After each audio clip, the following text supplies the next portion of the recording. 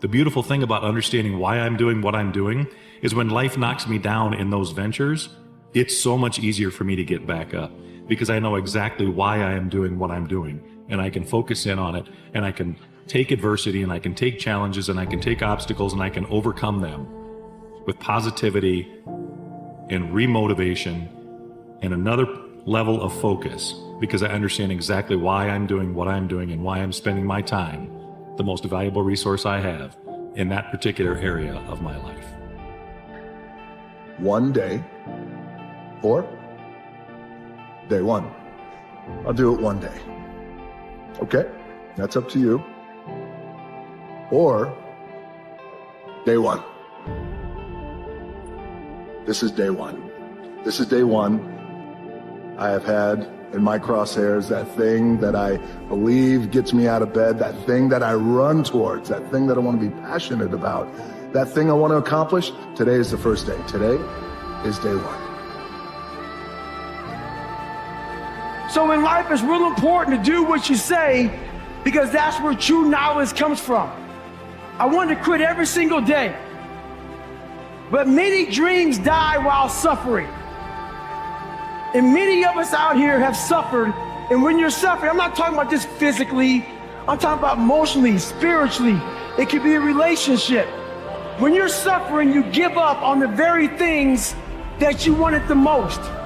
You can't outrun your demons. They'll always know where you're hiding. Trust me at that.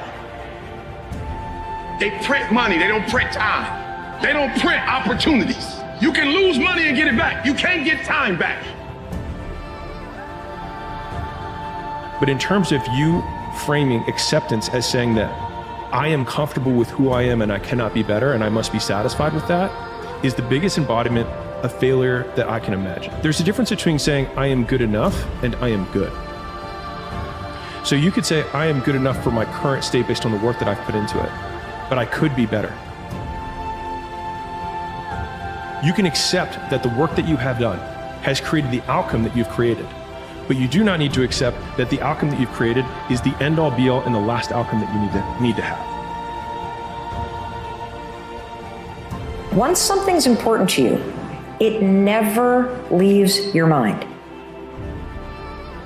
I live for today, and I don't care what happened yesterday. I live in the moment, because that's the only thing we have in our lives, are moments in time. And as soon as I've gone out that door, we can never reverse back and play it again. You've just gone through a breakup, and it's the worst thing you've ever been through. Some of you lost your job, and you thought that job was it. And so all of a sudden you're sitting there and you're thinking, man, I thought my life was together, now it's in shambles at my feet. No, it's not. It's all right. A blade does not become strong until it's been through the fire. Whatever success means to you, properly define it, but always look at it in terms of, do I love what I do? Do I know what I'm doing? If opposition and adversity happens, will I still believe in what I'm doing? Can you be committed to the process of what you're doing without being emotionally attached to the results of what you're doing? Can you be committed to it in the midst of opposition, in the midst of adversity? Because if you can be committed to it in the midst of opposition, in the midst of adversity, now you can believe in it. So when it goes wrong and it doesn't play in your favor, you can still believe in what you're doing, and you're not gonna run. Love what you're doing, know what you're doing, but above all, believe in what you're doing, man. Practice makes improvement. You can always better your best. You can always go beyond anything that you have ever done. You'll never hit a state of perfection. You're always bigger than what you do.